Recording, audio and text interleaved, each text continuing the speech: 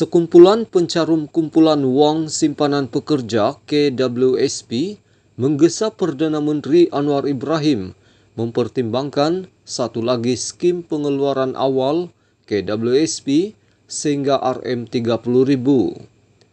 Mewakili pihak pencarum, Presiden Pertubuhan Aktivis Rakyat Malaysia Pro Rakyat Khairul Anwar Othman berkata, pengeluaran awal diperlukan sebagai penyelesaian jangka pendek bagi mereka yang terjejas teruk akibat pandemik COVID-19. Ada di kalangan pencarum ketika ini mempunyai tunggakan pinjaman bank yang perlu diselesaikan. Tidak kurang juga yang hilang pekerjaan ketika pelaksanaan Perintah Kawalan Pergerakan PKP 2 tahun yang lalu dan baru memulakan pekerjaan serta memerlukan sumber keuangan. Ada juga yang mahu memulakan perniagaan kecil-kecilan selepas kehilangan pekerjaan. Pengeluaran KWSP terbukti akan menggalakkan proses pemulihan ekonomi kerana pemulihan aliran wang akan berlaku melalui pembelian barang keperluan, pembayaran hutang, pembayaran bil-bil tertunggak, perbelanjaan untuk anak-anak sekolah, katanya ketika sidang media di Subang Jaya hari ini. Sekiranya permohonan pengeluaran awal ini diluluskan, ia akan menjadi pusingan kelima pengeluaran awal KWSP dalam tempoh 3 tahun. Pengeluaran awal sebelum ini di bawah skim iLestari, iSinar, iCitra dan pengeluaran khas. Seorang pencarum yang hanya mahu dikenali sebagai N berkata, dia memerlukan wang itu untuk menyelesaikan hutangnya selepas diberhentikan daripada kerjanya sebagai pengurus kanan undang-undang pada November 2020.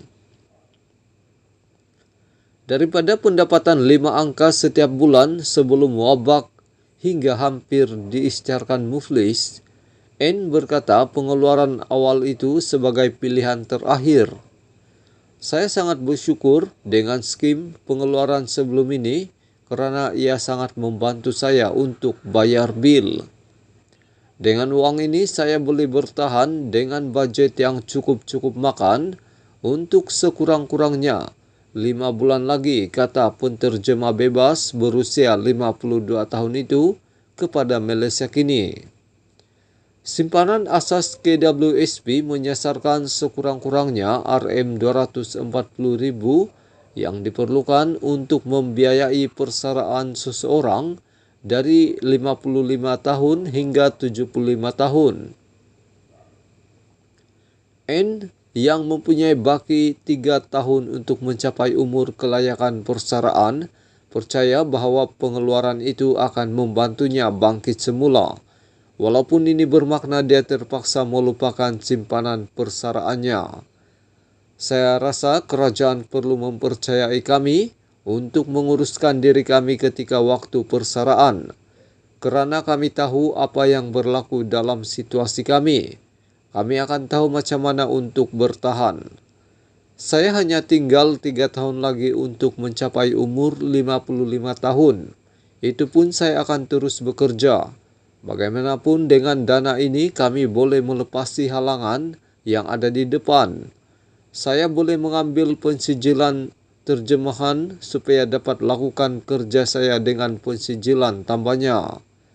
Seorang lagi pencarum yang hanya mahu dikenali sebagai Lina berkata, dia memerlukan wang itu untuk membayar bil perubatan, sewa dan perbelanjaan bulanan. Kami telah meminjam daripada ahli keluarga, tetapi akhirnya mereka akan meminta kita berhenti berbuat demikian. Bukannya kami tidak cuba mencari kerja. Saya sebelum ini seorang accountant, tetapi telah ditamatkan perkhidmatan semasa Perintah Kawalan Pergerakan sewaktu pandemik COVID-19. Saya tidak dapat pekerjaan sejak itu, katanya kepada Malaysia Kini. Tambah Lina, 50, dia tidak mampu membuat pemeriksaan kesihatan walaupun berisiko tinggi menghidap kanser kerana tidak mampu membayarnya. Ia benar-benar menjejaskan saya. Saya harap Perdana Menteri akan mempertimbangkan permintaan kami, katanya. Pada Mac 2022 ketika masih menjadi ketua pembangkang, Anwar menyeru kerajaan ketika itu untuk membenarkan pengeluaran awal KWSP. Presiden PKR itu pada awalnya keberatan untuk menyokong dasar sedemikian pada masa lalu kerana ia memberi kesan kepada simpanan masa depan rakyat, tetapi mengakui perlunya pengeluaran tersebut kerana keadaan yang sedang terdesak.